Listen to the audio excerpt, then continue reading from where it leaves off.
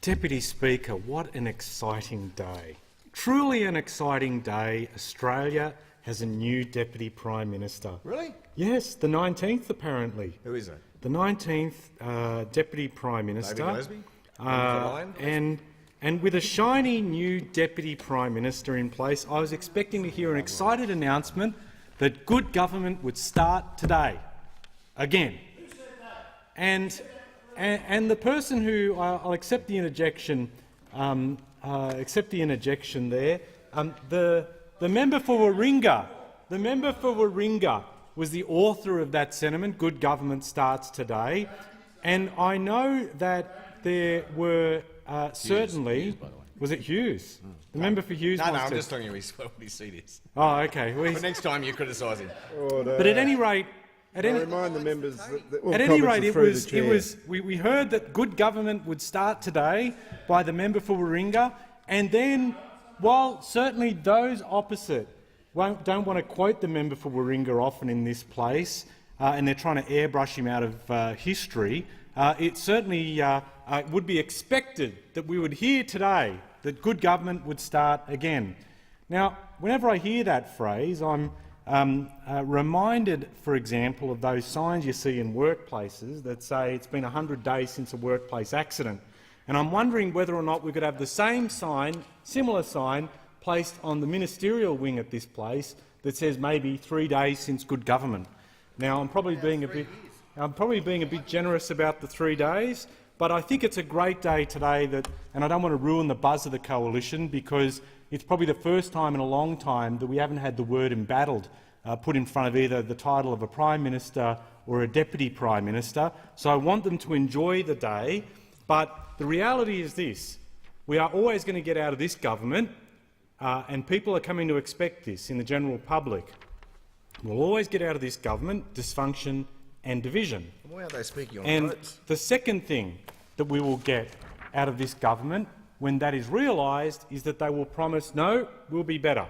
And I'm sure we'll get these type of promises today, where we'll hear that the government is back on track and that they'll resume good government and that they'll be doing the right thing for the people of Australia until the next stuff up. Yeah. Until the next thing comes along that we find out that there's some division, some blue within the coalition, and everything gets derailed. And it's not good enough for the country, frankly. I mean, the country has all these challenges and issues it wants to deal with, and we're all held up waiting for the latest drama to play itself out in the coalition party room. It's simply not good enough. There are people that are expecting more, people in my area that expect good results. And I would put on the table firmly this question: why does the federal government hate Mount Druitt? And I ask that for this reason. We struggled for years to get funding for an MRI to be put into the local hospital, at Mount Druitt Hospital. Labor committed in 2013 to provide this as an investment, then Health Minister Tanya Plibersek announcing that we would make that commitment. One of the first actions of this government on arriving into government in 2013, in their first MyEFO, it was the Warm Up Act for the horrific 2014 budget. In their first act, financial act as a government, the coalition ripped that money out, ripped the money away from Mount Druitt Hospital and denied us an MRI in that area, where people know that an MRI is a crucial piece of equipment that helps in the identification and treatment of cancers that so many people struggle with, and they refuse to provide the MRI. Now, I am not prone to congratulating the New South Wales Liberal government, but what I will say is this. To his great credit, Premier Mike Baird committed money for an MRI into Mount Druitt Hospital, and to their great credit, and I salute them for this, they made sure this MRI was installed last year. They then approached the federal government and asked for a Medicare licence to cover the use of the MRI so people aren't forking out to use it. And what was the federal government's response? Not content with failing to actually provide the equipment that will help local families in their battle against things such as cancer, not content to not provide the equipment, they now refuse not to fund the Medicare licence attached to the MRI. even though it has been requested. And at a time when we know, as the member for Ballarat and the Shadow Minister for Health indicated on the weekend, people are already paying on average $47 out of their own pocket to see a GP and up to $99 to see a specialist. They're already paying this already. They will have to pay to go and get an MRI, in which some cases might cost up to, I'm told, $600. In an area where the median income, for example, where the median weekly household income in my area is a shade under $1,500. It's not big bickies. And there are a lot of people that don't have the money to pay up front for an MRI, and yet they're being told that they will have to pay for it themselves and that the government doesn't have the money for a Medicare licence. They have the money, $65 billion, for a corporate tax cut. They have that money there, but they don't have money for people who are in need and struggling, who don't have the capacity to pay for expensive things like this to get it done themselves. It's an absolute outrage. People in my part of Western Sydney should not be forced to pay that amount of money because of the callousness, the absolute callousness of the federal government in refusing to do the right thing when their state counterparts did in putting the MRI in. And just the amount of money that is spent by this government that says that they are fiscally responsible and the amount of money they spend. I'll turn to another area that both the member for Barton and I would have a very deep interest in terms of digital transformation. Now, a lot of people would not be aware the amount of money that this federal government has put aside for digital transformation or ICT projects within the government is $10 billion. It now rivals the amount of money, the spend that's been put in, rivals the amount of money of the New Start allowance budget allocation. This is a huge amount of money that is being put in.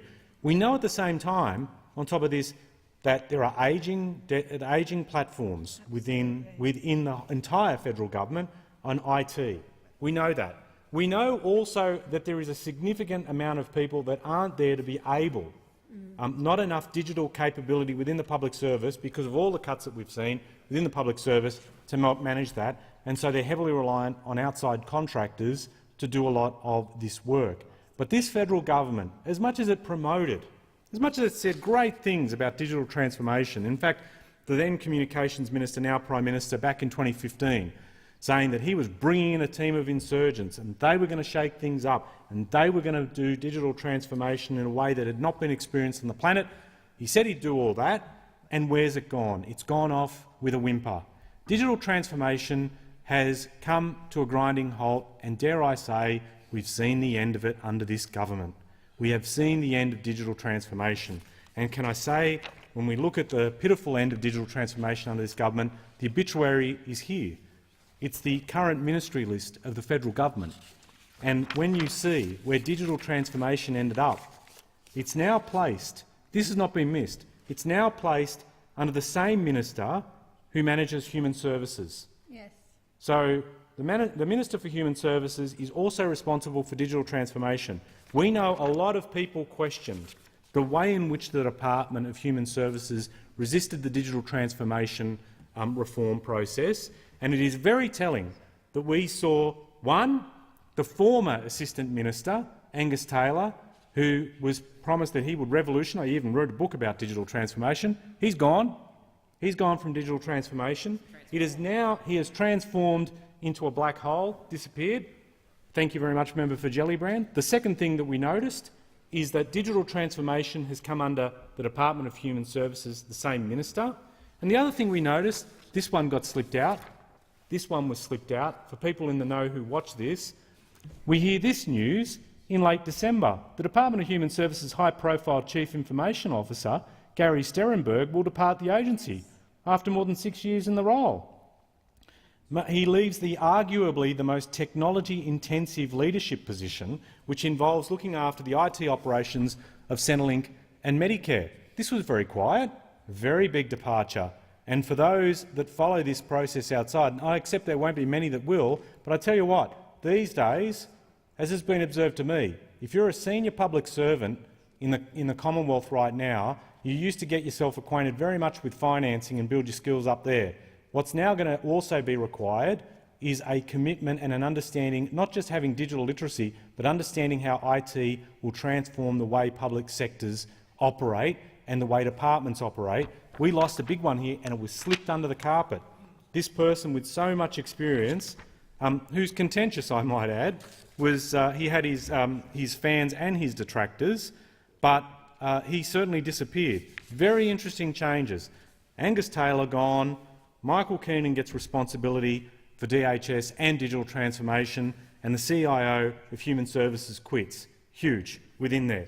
And this is a government, when we see all the things that they've done in terms of this space and the impact on digital transformation, census, robo-debt, problems with the Child Support Agency, the ATO website going down over a dozen times, no explanation as to why accountants being affected by this, just terrible.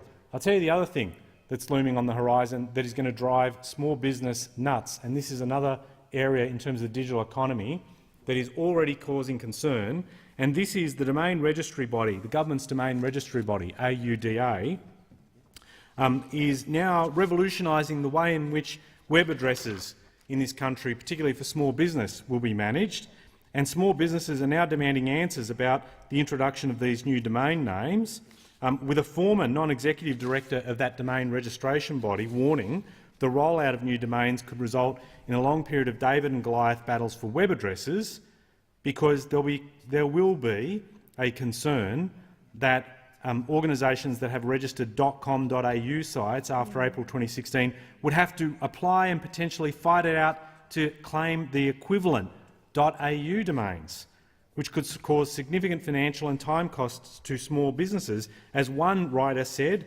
one person who responded said, "It smacks of an idea hatched in a pub after far too many beers." It's common knowledge that the dominant and most aware extension in Australia is .com.au. Why disrupt this and cause confusion and chaos in our ecosystem? And Josh Rowe, who served as a non-executive director, said that he had been waiting for a solid explanation from the organisation about why .au domains are necessary. I'm quite open-minded, he says, about being able to be convinced there is a need, but the issue is no case has been put forward. Again, not content that they're stuffing up digital transformation in their own backyard, they now want to affect the way in which it impacts on, for example, some of their decisions impact on small businesses in this country. They better get this sorted out quick smart. SMEs do not have to have visited upon them the kind of calamity that we've seen in the federal public service when it comes to digital transformation and the way that tech issues are being managed, and that should get sorted out real quick.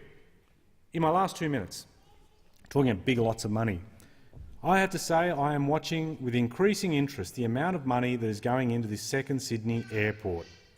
We've already had $3.5 billion dedicated in terms of this infrastructure package to support it.